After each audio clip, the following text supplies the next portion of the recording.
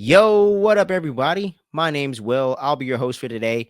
Welcome to Fandom Frequency, where we dive into all the different corners of pop culture, if you will, music, TV, anime, movies. We talk about it around here. We don't really do sports as much, but if you dig the vibe, make sure you're clicking the buttons below the video and showing that support for the channel. It really does mean a lot, and every single one of you viewers, every single one of your likes, comments, and all that really does help the channel grow. We're just trying to grow this community so, we can keep doing new stuff on the channel, trying different types of content. Got a lot of cool stuff that I'm already planning for next year in 2025. So make sure you stick around for all of that and click the subscribe button.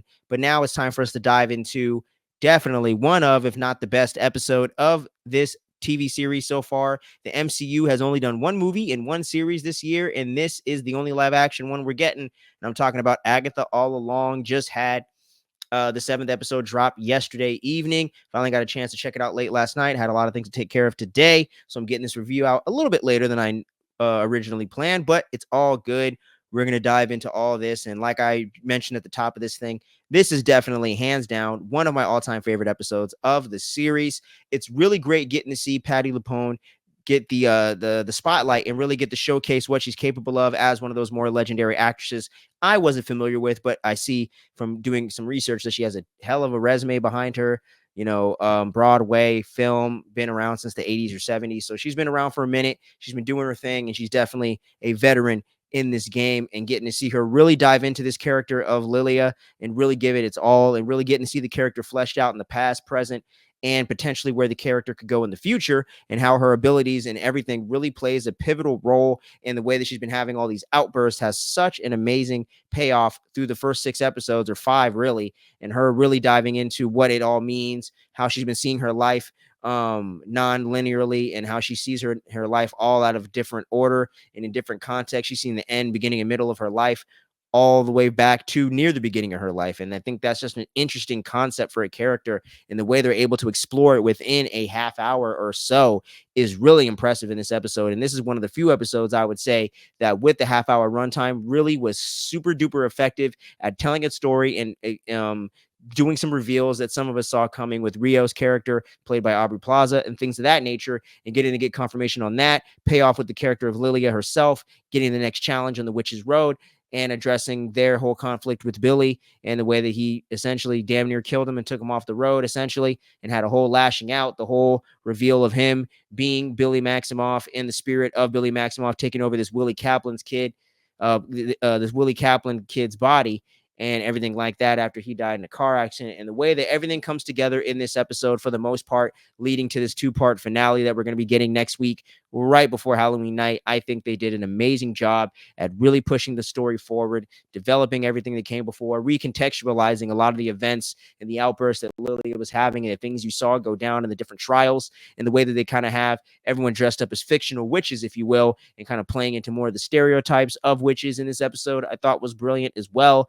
And it's kind of cool how Catherine Hahn kind of takes a back seat to Patti LuPone, but you don't miss the character in that way and feel like they're underutilizing the character, because she still has a pivotal role to play and has some great scenes and some great lines, as she always does, because it's Catherine Hahn.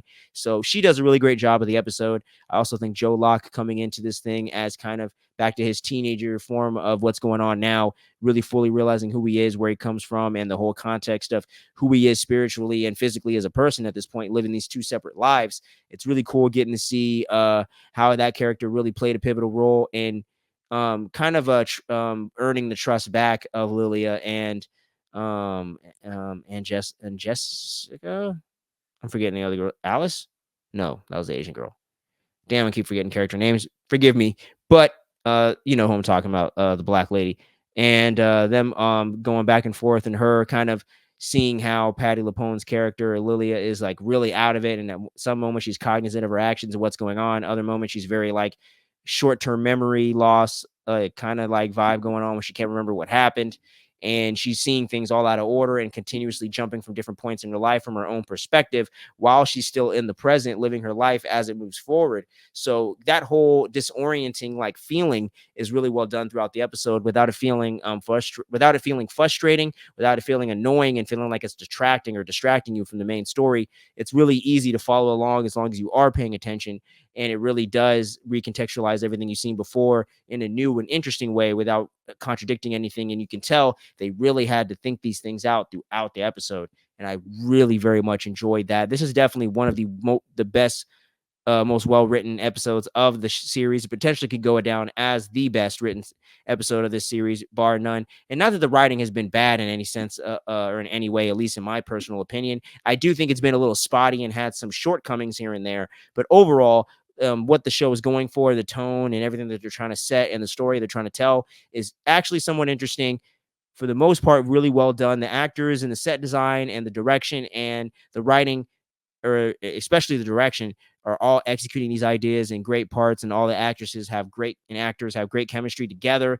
And this really has a really cool vibe to the show. And this is where, when the show is at its best, it's actually a very fun and entertaining Marvel series. And I would say definitely, no matter what, as long as this finale is not complete like ass and really just falls off a cliff or something like that, or has quite a few problems like the Miss Marvel finale or the Moon Knight finale, even though the series are solid and had some really great stuff in there and some really cool characters I would love to see expand more in the MCU in phases 7 and beyond, even playing into some of the mutant saga stuff, especially with Kamala Khan being a mutant.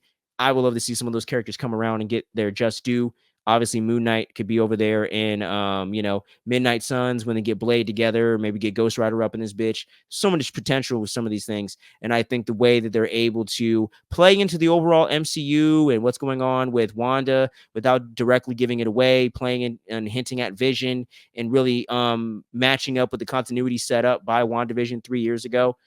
Really well done. And I really love the way they're able to make the show stand on its own, have its own vibe, be creative, be different than what MCU's done before, but it still has some of those Marvel vibes to it. It still plays into the universe in a sense, not the whole multiverse saga, but everything going on with the character of Wanda Maximoff, Agatha, a little bit of potentially a Young Avengers setup with Billy looking for Tommy, and Tommy potentially coming back in this thing in the flesh. So I think there's a lot of really cool things that they're exploring in this series. And this is one of the episodes where it really fully brings everything together, and the whole tarot sequence, where I've never really been interested in the subject of tarot cards. And to me, it always kind of weirded me out. Not the people that do it weird me out, but just I don't really get what it's about. And I never really done the research. So I'm not quite sure. I don't fuck with Ouija boards. So I'm very sensitive to certain things like that. And I don't like fucking with, demons and talking to spirits and people that are recently deceased and doing seances and all that. Not necessarily my vibe. I don't judge anyone that does it, just not my vibe.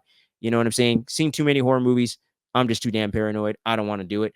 But overall, the way that it's really executed in this with the swords and the ceiling, and the way that Agatha's just trying to rush through it and ends up causing the swords to fall from the ceiling. Same thing when Billy's trying to figure it out. But then Patti LuPone's character of Elia finally gets to come in and really do her thing and be the fortune teller that she's always presented herself to be. Is more of a con, but really be legit with it and use her power of knowing all these different things that come and the clairvoyance and all that comes with it, and be able to hone it and really craft it into something special here. And if this character did sacrifice herself and is going to go out like that, that was definitely the way to do it. That was definitely the way to write a character death, if it was one. But we didn't see a body. We got 2 more episodes to go before they're going to wrap this series up. So it will be very interesting to see where things are going to go in this next episode. But I thoroughly enjoyed this one. This one was definitely one of, if not the best episode of the season, at least in my humble opinion. But y'all, make sure you jump down below in the video. Let me know what you thought about this latest episode of Agatha All Along. Y'all have been supporting this pretty good over the last few weeks. So let's continue to do that. Share this with your friends, family, coworkers, and all that stuff. Just make sure they got their earbuds on if it's at work, because we're not safe for work in the sense of I cuss a lot. But make sure you're sharing this with all your peeps and everything. Get us shared on social media. We're also on Instagram, fandom at fandom_frequency. So follow us over there. We don't really post on Twitter or Threads, but those things could change in the near future. TikTok's kind of weird, but we're going to try to expand some of the social media presence that we have going on for the channel. Just keep your eyes peeled for that. We got some more Halloween and horror themed content coming at y'all over the next week, I guess you could say.